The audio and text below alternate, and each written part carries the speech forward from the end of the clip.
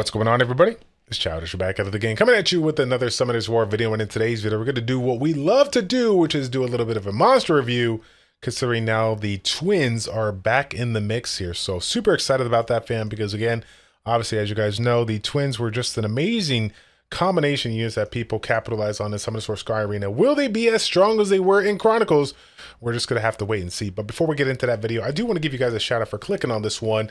And if you guys can do me a favor and show your support, I would appreciate it. Like the video, subscribe to the channel, and as always, hit the notification bell so you guys know when the next video drops. Let's not waste any time, fam.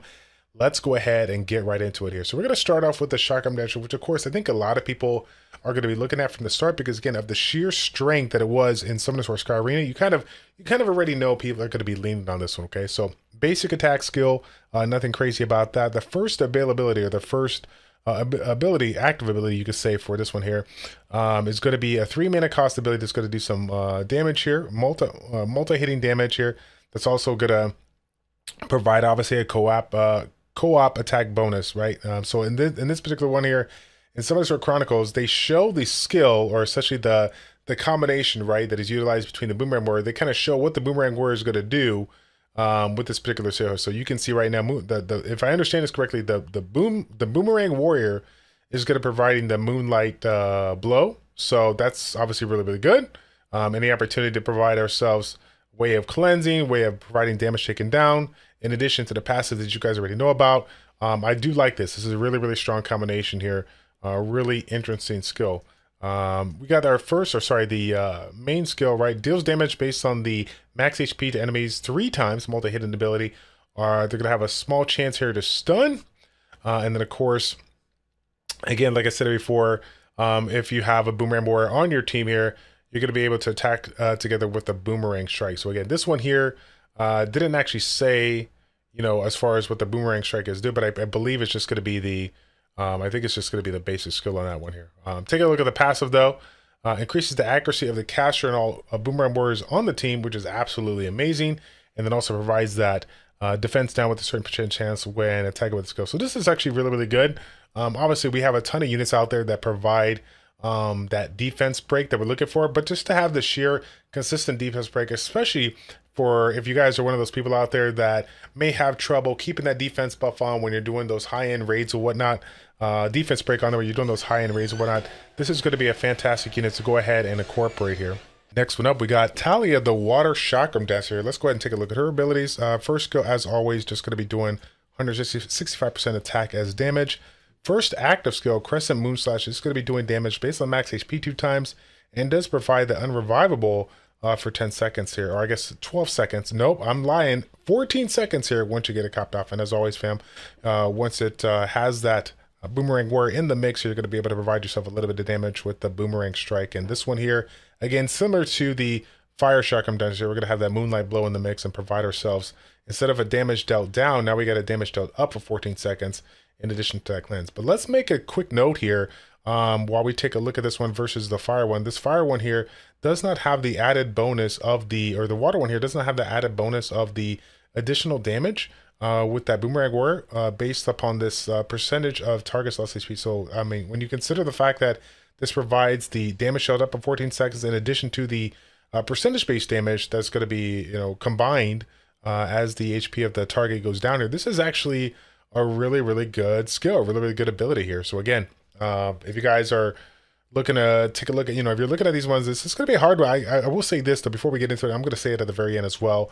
It's good in the sense that, like, it looks like all of these units are starting to look really, really good, but it's quite a bit of summons needed to kind of lock them down and get it. But as I was talking here with the community just a little bit ago, I was sitting here in Baker Good's Discord.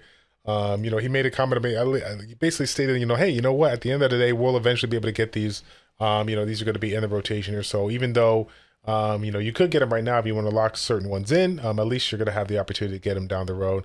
It's not like you have to, go out of your way right away, especially if you're free to play, because of the sheer fact of how many scrolls it's going to take alongside how many different mana it will take to kind of capitalize on this one and max it out there. But anyways, fam, let's go ahead and get back in the mix here. Deadly Dance, similar to that Crescent Moon Slash, is going to provide that damage based on the lost target's HP. So this also provides a stripping ability, which is obviously going to be very, very strong. So I can see Talia utilize quite a bit here in PvP. Now the wind one, let's take a look at her abilities, Melissa. This one here, attack bait, is going to be the same as well. First active skill, Crescent Moon Slash, again, very similar to the water mechanic here. This one's going to provide the damage based on max HP 2 times, but instead of the unrecoverable effect, now we got the block harmful effect here. So in addition to that, when it comes to the Moonlight Blow, the little combination ability here, or co-op ability here, it's going to be coming into play. This one here provides a bonus hit and based on target's percent of the max HP fixed, as well as a an additional 100% damage, like kind of an uptick here, damage dealt up, if you have the target stunned. So again, this is actually really, really strong considering how many units out there in the game that can, you know, provide that CC that you're looking for here. So I'm really curious to see, you know, the damage multipliers on this one and like how strong it could be down the road. Does look really strong, I guess you could say, on paper. Now, Deadly Dance, this one's obviously going to be a little bit different than the water one here.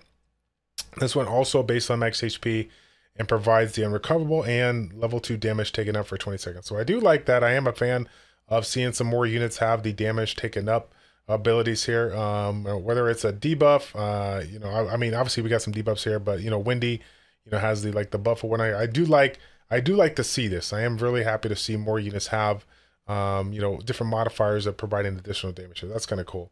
Now, again, I'm going to stick with just the main, you know, elements here so that we don't spend 2 years on this video here. But overall, you know, I think all 3 Chakram dancers look pretty good. Obviously, I put a little bit more emphasis on Fire one versus all the other ones just for the sheer fact of the reliable defense breaks and stuns. Again, it just kind of ultimately depends on what you're doing, but I think there's plenty of value to be had, whether we're talking about PvP or PvE.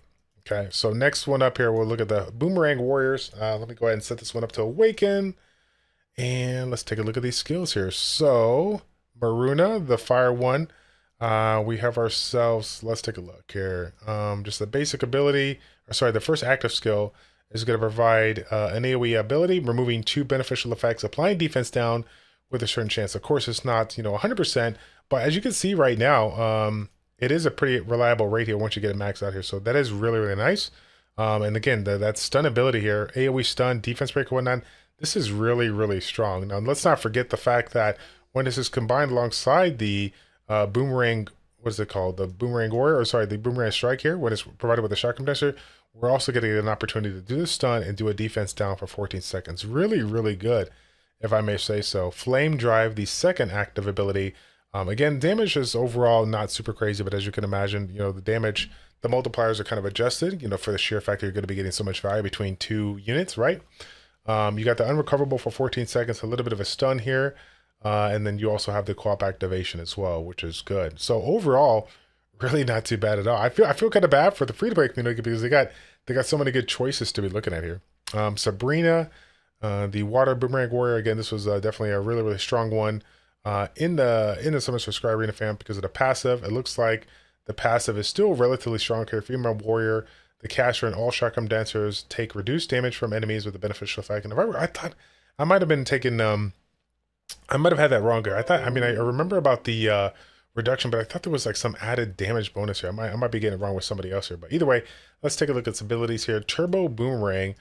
This one here is going to be doing damage based on the attack speed and ignores the target's damage reduction effect. So I could see this one definitely take advantage of in some PvP action. We have the unrecoverable here. Looks like it's probably going to be at 90% when it's maxed out. 85% here for a 12-second reduction for that unrecoverable here. And then of course the Boomerang Strike on this one, a little bit different obviously than the ones we've seen before. This one again doing damage based on attack speed. And also provides a cleansing as well as a level attacks to speed up. Now the question is that we got to check out this one. Is the attack speed up buff to okay? It is to itself. So does that buff? I'm guessing that goes alongside the Chakram Dancer, or is this? Yeah. I'm guessing this is provided for itself, right? If I'm understanding this correctly, I think it's provided for itself here. But yeah, that would be obviously very, very good considering you're doing damage based on speed here. So. Triple Strike, let's take a look at this one here.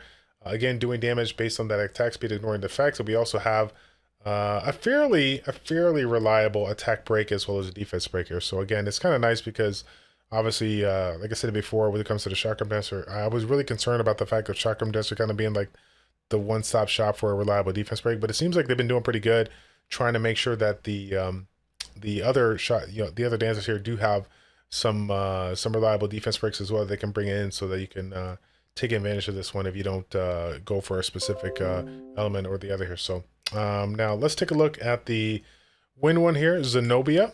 This was a fan favorite of a couple of people that I spoke with. So let's take a look and see what it brings. So first ability, right? Basic attack, nothing crazy here. This one here though, we're going to be doing damage a little bit different than we see before. The damage of this one is based on the difference in attack between itself and the target.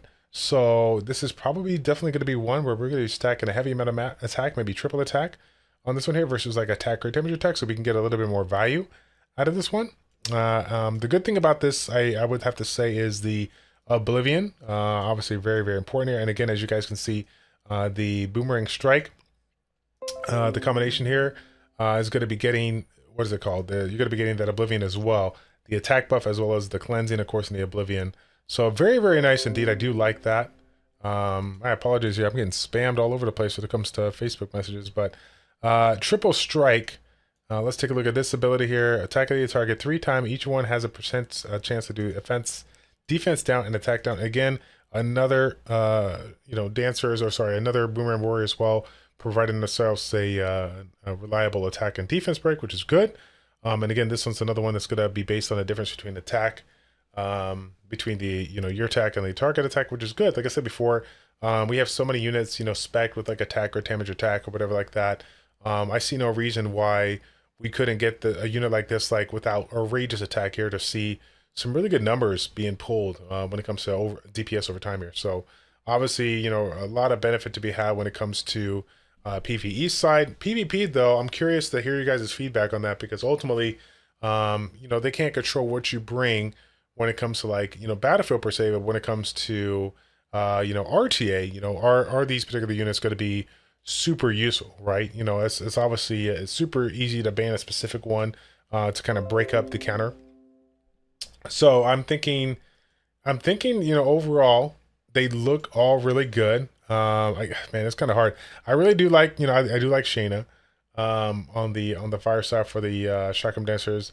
And for me, it's really hard for me to say for all 3 of the Boomerang warriors, but the fact that we have only a handful of units out there that do have that Oblivion, I do like the fact that Zenobia is bringing this in, and I do like the fact that I think there's going to be a little bit more potential in stacking a damage on a unit like this, because of the fact that, like I said, we're speccing a lot of units with crit damage, and we could take advantage of like a triple attack build on this one, which is good because a lot of us out there have really, really strong runes that we're not really utilizing all too much here. That slot 4 attack. Now we can take full advantage of it if we did pull a nice legendary rune that we've just been kind of sitting on here. But again, fam, enough talk from me. Let's hear from you. Let me know in the chat down below what you guys think about these units here. If you are going for them, which ones are you going to be pulling and why? Where do you think they're really going to shine when it comes to PvE and PvP? Okay, that's going to be it, fam. Thank you guys so much for tuning in. It's your boy Childish, your ChildishPlays checking out. Take care, and we'll see you all in the next one. We're out.